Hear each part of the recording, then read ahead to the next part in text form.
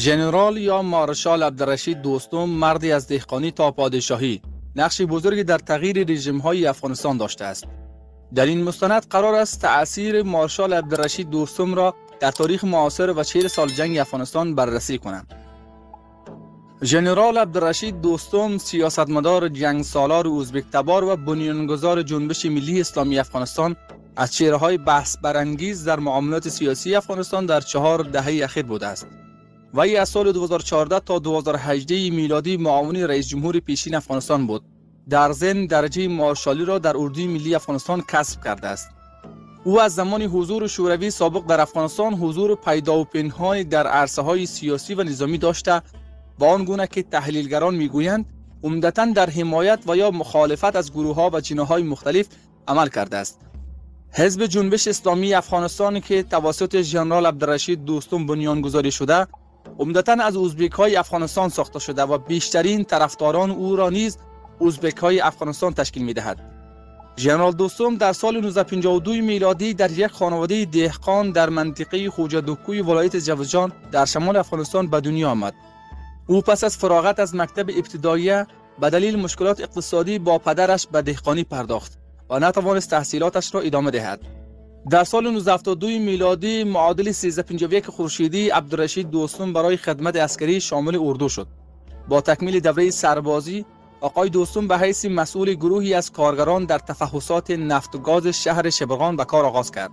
او در سالهای تهاجم شوروی به افغانستان از رهبر یک اتحادیه کارگری در معدن گاز در شمال افغانستان و یک رهبر گروه شبه نظامی ازبک تبار تبدیل شد که در حمایت از دولت کمونیستی تحت حمایت شوروی سابق می جنگید.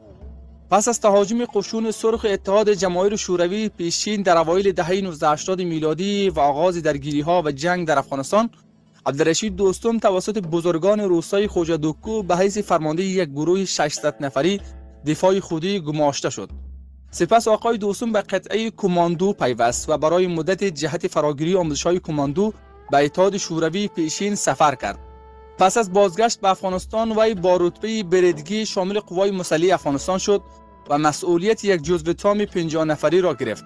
در اواسط دهه 1980 میلادی حکومت وقت افغانستان با رهبری دکتر نجیب الله به عبدالرشید دوستم لقب قهرمان را داد و پس از چندی آقای دوستم به صفت فرمانده یک کندک 1200 نفری گماشته شد.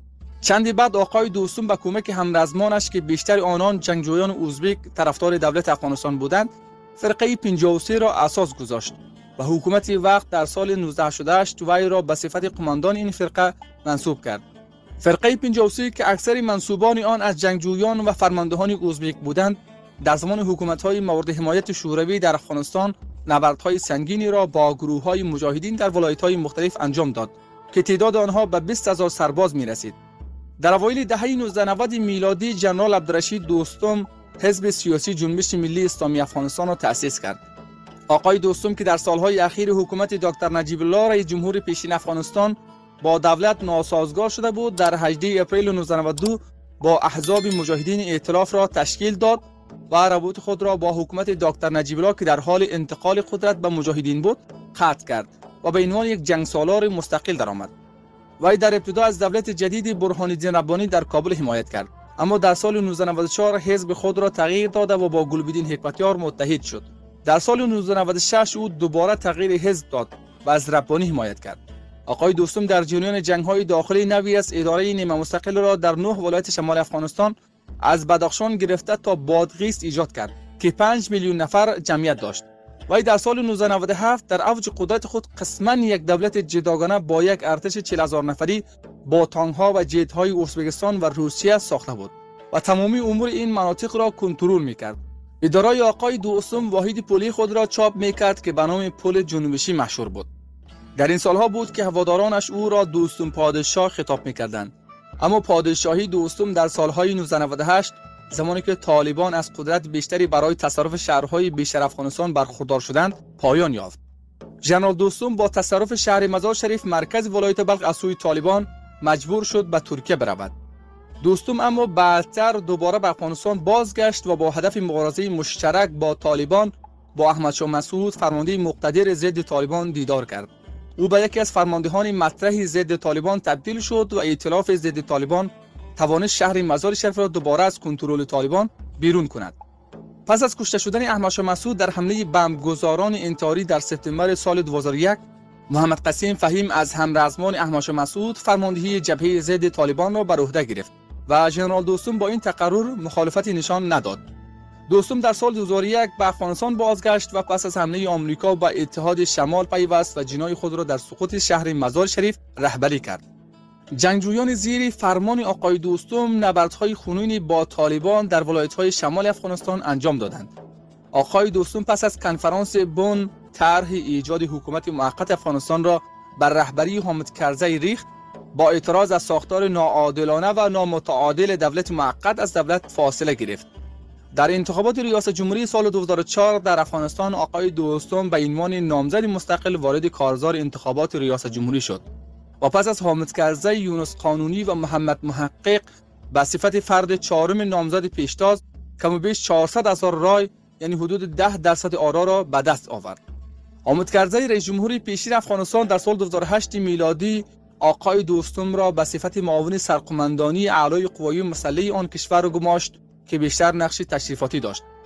عبدالرشید دوستم در انتخابات ریاست جمهوری سال 2014 میلادی در افغانستان به صفت معاون نخست رئیس جمهور در تک انتخاباتی محمد اشرف غنی احمدزی ثبت نام کرد.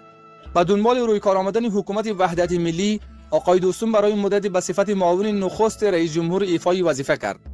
پس از آن که احمد اشچی والی پیشین جبرجان و یکی از اعضای پیشین حزب جنبش ملی اسلامی افغانستان عبدالرشید دوستم را به آزار و اذیت جنسی متهم کرد، آقای دوستم در ماه ثور 1396 خورشیدی به ترکیه سفر کرد و تا آخر سرطان 1397 به نوع تبعید خودخواسته در آن کشور به سر برد. در انتخابات ریاست جمهوری 1398 در افغانستان آقای دوستم از عبدالله رقیب انتخاباتی محمد اشرف غنی احمدزی حمایت کرد.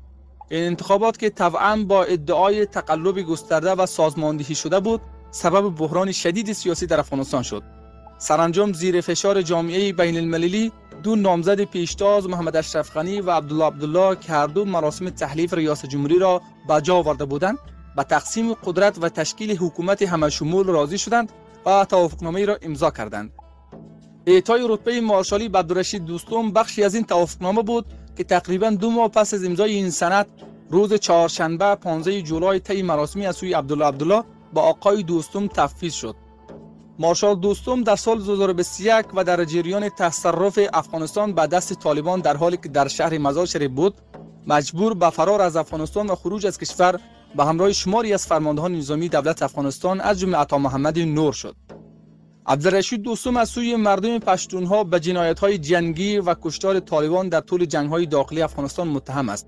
کشتار دشت لیلی در دسامبر سال 2001 برابر با عقرب 1380 در زمان حمله آمریکا به افغانستان در بیابان دشت لیلی در شمال افغانستان روی داد. برخی منابع تعداد کشته‌ها را چند صد نفر از طالبان زندانی و برخی دیگر چند هزار طالب ذکر می‌کنند.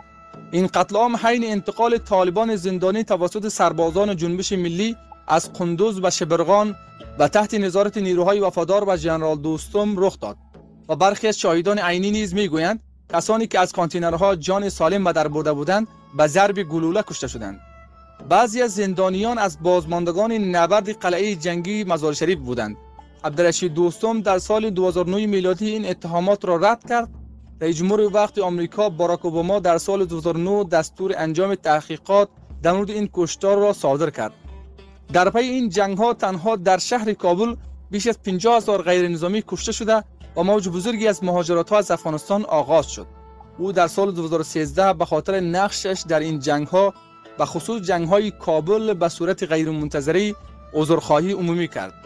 بنابراین عبدالرشید دوستم گذشته از اینکه در زندگی سیاسیش به بالاترین سطح حکومتی رسیده، تحت جدی‌ترین فشارهای سیاسی و رسانه‌ای نیز قرار گرفته است.